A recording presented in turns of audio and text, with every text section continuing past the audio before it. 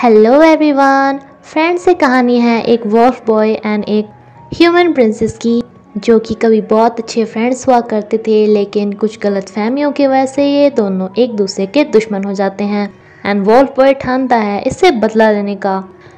कहानी की शुरुआत में हमें दिखाया जाता है कि दो रियासतों के बीच में बहुत बड़ी पुरानी दुश्मनी होती है, जिसके चलते एक रियासत दूसरी रियासत पे हमला कर देती है। दैन 10-12 साल बाद का सीन दिखाया जाता है, जहाँ पर इस पूरे एरिया में एक खबर फैली होती है कि एक वॉल्फ मॉन्स्टर है जो पहाड़ों पे रहता है एंड वहाँ पे जो भी कोई भेड़ियों का शिकार करने गया है वो वापस नहीं आया। सभी लोग कमांडर के लड़के से कहते हैं कि उस जंगल में सभी का जाना बंद करवा दिया जाए, बट ये कहता है कि नहीं, मुझे तो भेड़ियों का मीट काफ़ी पसंद है तो मैं तो बंद नहीं करवाऊंगा एंड कोई भी वॉल्फ मॉन्स्टर नाम जैसी चीज़ नहीं है। लेकिन इसकी सौतेली बहन इसे सबके सामने चिढ़ाना स्टार्ट कर देती है कि कहीं तुम वहाँ पे इसलिए तो नहीं जा रहे कि तुम्हें वहाँ के वॉल्फ से डर लगता है। अगर ऐसा है तो पापा को बहुत ज़्यादा बुरा लगेगा, वो तुम्हें डरपोक सोचेंगे।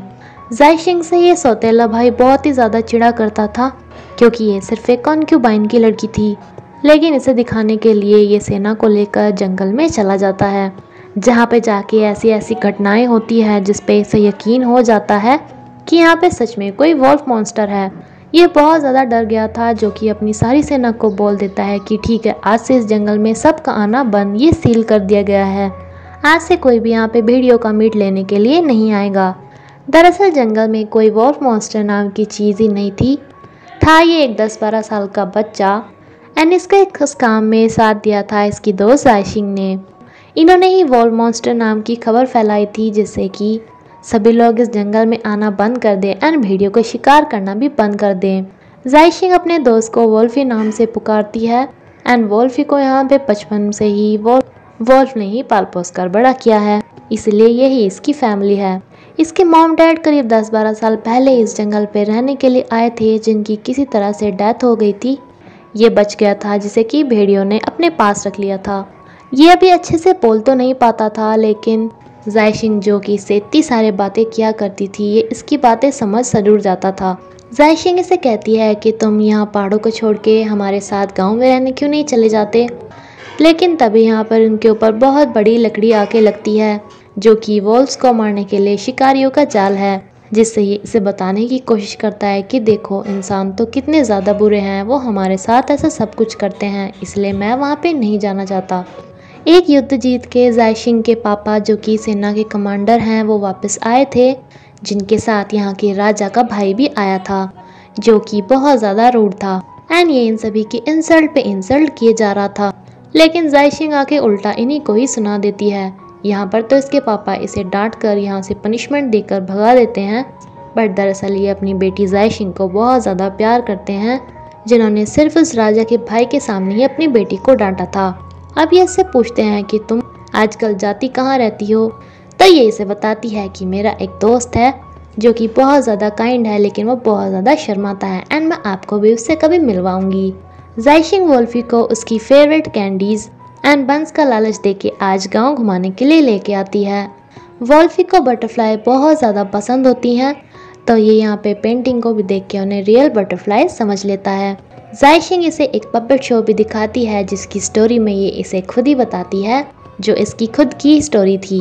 दरअसल जायशिंग की मॉम तो इसे डिलीवरी के टाइम ही छोड़कर चली गई थी, जिसकी वजह से ये बचपन से ही काफ़ी ज़्यादा अकेली थी। इसे पता चला था कि इसके मॉम के कुछ फेवरेट फ्लावर्स हैं, जो कि माउंटेन्स पे ही मिलते हैं, जिन्हें ढूंढने के लिए ये बिना किसी को बताए माउंटेन्स पे आ गई थी, जहाँ पे वॉल्फी ने इसे हमला कर दिया था। लेकिन वॉल्फी उस टाइम बहुत ज़्यादा बीमार था, जिसे फीवर हो रहा था, इसलिए यहीं पर ही बेहोश हो गया था। इसे अपनी मॉम के फेवरेट फ्लावर्स तो नहीं मिले थे, लेकिन इसने इसकी बहुत ज़्यादा केयर की थी एंड इसके लिए जड़ी बूटी भी बनाई थी। वॉल्फी भी ये सब देख रहा था, जो कि इसके बैग में कुछ फूलों की तस्वीर देखता है। इसे पता था कि ये फ्लावर्स कहाँ पे मिलते हैं पहाड़ में, इसलिए इसने ढूंढ के इसे दिए थे एंड तब से ही ये दोनों फ्रेंड्स हैं। जायशिंग इसे एक लॉकेट भी देती है कि देखो, जो भी ये लॉकेट किसी और को बांधता है ना, इसका मतलब वो उसे प्रोटेक्ट करेगा, यानी कि मैं भी तुम्हें प्रोटेक्ट करूँगी। ये इसे धीरे धीरे बोलना सिखा रही थी, लेकिन जब ये पपेट शो से वापस आती है तो वॉल्फी यहाँ पे नहीं था, क्योंकि इसे अपनी फेवरेट कैंडीज़ दिख गई थी। ये कैंडीज ले तो लेता है बट इसे ये नहीं मालूम था कि इनके बदले में पैसे भी दिए जाते हैं। इसीलिए सब इसको चोर समझ लेते हैं, लेकिन किसी तरह दो अच्छे लोग भी होते हैं जो इसकी इन सब से निपटने में हेल्प कराते हैं। जायशिंग भी आके इन्हें थैंक्स बोलती है एंड वोल्फी से इन्हें पैसे भी दिलाती है। यहाँ पर एक माँ और बेटा भी होते हैं, तो ये इसे बताती है कि देखो ऐसे प्यार किया जाता है। वो दोनों माँ बेटे आपस में बहुत प्यार करते हैं। राजा का भाई यहाँ पे आके भेड़िए के मीट की मांग करने लगता है। जब ये इसे मना करते हैं तो ये कहता है कि एक तो तुम्हारी उस राजकुमारी ने पहले ही मेरी इंसल्ट करके बहुत बड़ी गलती कर दी एंड अब तुम इतना काम भी नहीं कर रहे हो। इसलिए ये बेचारा जंगल में आता है एंड एक भेड़िए के बच्चे को पकड़ ले जाता है। जायशिंग आज इसे इन दोनों लोगों को गिफ्ट के तौर पे इसकी तरफ से फ्रूट दिलाने भी लेके आई थी, जो कि आज इसके चिक्स पे किस करता है। इसे पहले तो समझ में नहीं आता कि इसने ये सब कहाँ से सीखा, पर तभी इसे याद आता है कि इसने इसे बताया था कि ये प्यार होता है। ये इसे समझाती है कि ऐसा मेरे साथ तो कर दिया, किसी और के साथ मत करना बिल्कुल भी। तभी इसे भी उस भेड़िए के बच्चे की रोने की आवाज़ आ जाती है, जिसे कैद करके महल में ले जाया जा रहा था। जायशिंग इसे ये बोल के चली जाती है कि आज तुम अपने पहाड़ों पे वापस अपने आप चले जाना, क्योंकि पापा ने मुझे घर जल्दी बुलाया था। लेकिन इसे जो आवाज़ आई थी, इसलिए पहले जंगल में जाके चेक करता है। इसे पता चलता है कि जिस पेरेंट्स ने इसे पाला है उन्हीं का ही बच्चे को वो ले गए हैं। जायशी वोल्फी के लिए कपड़े खरीदने लगती है, जिसे पहनकर ये इसके पापा से मिलेगा। लेकिन जब राजा का भाई इस बच्चे को खाने ही वाला था कि यहाँ पे वोल्फी पहुंचकर इस बच्चे को यहाँ से ले जाता है। इस राजा के भाई की डेथ हो चुकी थी। जायशिंग के पेरेंट्स को समझ में नहीं आता कि अब ये राजा को क्या जवाब देंगे कि उनके भाई की इनके घर पे डेथ कैसे हो गई। एंड जायशिंग का भाई ये सब कुछ देखकर बताता है कि ये उस वॉल्फ मॉन्स्टर का ही काम है, क्योंकि ये वहाँ से भेड़िया लेके आ गया था। जायशिंग को अपने घर आके पता चलता है कि राजा के भाई की डेथ कर दी है वो भी वॉल्फ मॉन्स्टर ने, एंड अब उससे हमला करने के लिए सेना को भेजा जा रहा है। ये अपने पापा को आके सब कुछ बता देती है कि सारी इसकी ही गलती है, कोई भी वॉल्फ मॉन्स्टर नाम की चीज़ नहीं है एंड ये तो हमने अफवाह फैलाई थी, और ये मर्डर भी उसने नहीं किया होगा, वो तो 10-12 साल का बच्चा है। लेकिन इसके पापा अब इसकी एक भी नहीं सुनते, क्योंकि राजा का गुस्सा भी इनके ऊपर टूटने वाला था। एंड राजा के यहाँ पे आने से पहले वोल्फी को पकड़ के यहाँ पे लाने के ऑर्डर दे देते हैं। इसे भी कमरे में बंद कर दिया जाता है, जिसे समझ में नहीं आ रहा था कि बेचारे वोल्फी को ये कैसे बचाएगी। ये सब वोल्फी पे जाके हमला कर देते हैं, जिसे बचाने के लिए बाकी वॉल्स भी आए थे, बट ये इन सब को मना कर देता है। जायशिंग अपनी सर्वेंट की हेल्प की वजह से यहाँ से भागने में कामयाब हो जाती है, जिसे कि किसी तरह वोल्फी को यहाँ से भगाना था। ये अपनी बैल हिलाते हुए यहाँ पर आती है, क्योंकि जब भी ये जंगल में जाती थी तो ये बैल हिला के ही वोल्फी को पता चलता था कि ये आ गई। इसकी बैल की आवाज़ सुनते ही वोल्फी में ऐसी स्ट्रेंथ आती है कि ये इस छोटी सी जेल को तोड़ देता है एंड बैल की आवाज़ का पीछा करते हुए जंगल में पहुंच जाता है। जायशिंग को मालूम था कि ये इसे छोड़कर नहीं जाएगा, इसलिए ये इस पे काफ़ी गुस्से से बोलती है कि तुमने वहाँ पे राजा के भाई को मार दिया, अब पता है हमारे साथ क्या होगा। तुम यहाँ से दफ़ा हो जाओ, अपने सारे वॉल्स को लेकर यहाँ से चले जाओ कहीं दूर। ये इसे इशारे से कहता है कि तुम मेरे ऊपर बिलीव करो जैसे तुम पहले मेरे ऊपर बिलीव करती थी, लेकिन ये इसे कहती है कि भाग जाओ, वरना तुम्हारे चक्कर में मैं भी फंस जाऊंगी, और अगर तुम यहाँ से नहीं गए ना तो मैं यहाँ पर लोगों को बुला लूँगी, जो कि तुम्हें भी तुम्हारी वॉल्फ मम्मी पापा और तुम्हारे उस छोटे से भाई को भी मार डालेंगे। ये इसे लॉकेट दिखा के कहता है कि तुम मुझे प्रोटेक्ट करो ना, लेकिन ये इस लॉकेट को भी यहीं पर फेंक देती है।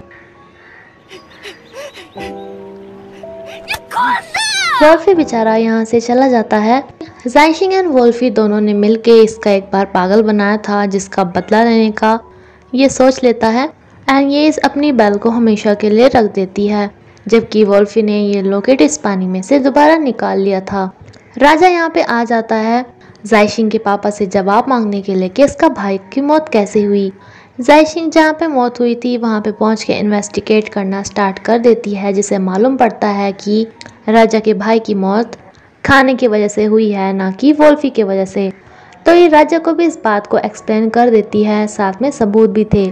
अब जिसने ये काम किया था वो अपने आप इस बात को कबूल कर लेता है कि मुझे राजा के भाई से बदला लेना था, इसलिए मैंने ये सब किया। जायशिंग के पापा एंड इसकी बातों से हमें पता चलता है कि ये जायशिंग के असली पापा नहीं हैं। एंड ये अब जायशिंग को भी कहती हैं कि तुम्हारा भाई तो वोल्फी को मारने के लिए भी जा रहा है, उसे जाके रोक दो।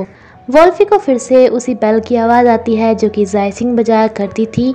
ये दौड़कर इसके पास जाता है, लेकिन ये सब कुछ जायसिंग के भाई की चाल थी, जो कि इसे बताता है झूठ में ही कि जायसिंग ने हमें तुम्हें पकड़ने के लिए भेजा है, तभी तो उसकी ये बेल हमारे पास है, क्योंकि वो तुमसे छुटकारा पाना चाहती थी। इसके ऊपर हमला करते टाइम ये इसके छोटे से वोल्फ को, जिन पेरेंट्स ने इसे पाला था, उन सभी को मार देते हैं। एंड इससे बचते हुए जायसिंग भी पहाड़ी पे से गिर जाता है। जायसिंग भी यहाँ पर पहुँच गई थी, लेकिन ये भी इसे बचा नहीं पाती, क्योंकि पहले ही वो नीचे गिर चुका था। इसके भाई ने इसे इस बेल को अपने पास रखते हुए देख लिया था। इस इंसिडेंट के बाद जायसिंग के पापा इस बेटे को बहुत ज़्यादा डांट लगाते हैं कि तुम्हें क्या ज़रूरत थी वहाँ पे जाके उस बेचारे को मारने की, एक बार हमसे पूछ तो लिया होता। लेकिन राजा कहता है कि चिंता मत करो, तुम्हें उसे ढूंढने की जरूरत नहीं है, मैं अपने कुछ लोग उसे भेज दूंगा। दरअसल राजा इतना टेंशन फ्री इसलिए था बिकॉज इसने वोल्फी को ढूंढ लिया था, जो इसे कहता है कि मैं तुम्हें वो सब कुछ दूंगा जो तुम्हें चाहिए, बट उसके बदले में तुम्हें अपनी ज़िंदगी मुझे देनी होगी। राजा के बहुत सारे दुश्मन थे, तो इसने सोच लिया था कि आज से ये वोल्फी को अपना आदमी बना लेगा, जो कि इसे बहुत ज़्यादा सख्त ट्रेनिंग देता है। एंड देन 8 साल बाद का सीन दिखाया जाता है। राजा ने इसे अपने बेटे के रूप में अडॉप्ट कर लिया था, जिसने राजा के लिए बहुत सारे युद्ध भी जीत लिए थे। अब इसका नाम प्रिंस वोल्फ था, जिसने मान लिया था कि इसकी फ्रेंड जायसिंग ने इसे धोखा दिया, जिसने अपने लोगों को, इसकी पूरी फैमिली को मारने के लिए भेज दिया, बिकॉज उसने इसे यही कहा था कि अगर नहीं गए तो मैं तुम्हारी फैमिली को भी मरवा दूंगी। अब इतने सालों के बाद इसे बोलना भी आ गया था, एंड ये सख्त ट्रेनिंग की वजह से बहुत ज़्यादा रूड भी हो गया था। इसके पापा यानी कि राजा को इस बात का डर था कि सारी सेना जायसिंग के पापा की ही बातें सुनती है, तो क्या पता वो अगला राजा उसे ही ना समझने लगे। इसलिए ये प्रिंस वोल्फ को ऑर्डर देता है अपने पहले वाले शहर जाके जायसिंग के पापा को मारने के लिए। वोल्फ ने अब तक ये लॉकेट संभाल के रखा हुआ था, लेकिन अब ये बदला लेने के लिए अपने पुराने शहर जा रहा था, जहाँ पर जायसिंग के लिए बहुत सारे शादी के प्रपोजल आते हैं, लेकिन ये इन्हें किसी न किसी बहाने से मना कर देती थी, बिकॉज इसे उम्मीद थी कि शायद वोल्फी जिंदा हो।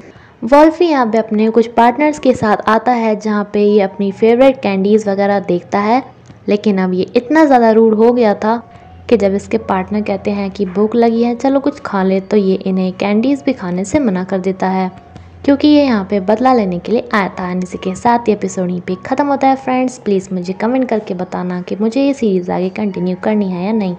एंड अगर आपको मेरी वीडियो अच्छी लगे तो प्लीज़ लाइक करेगा। Thank you.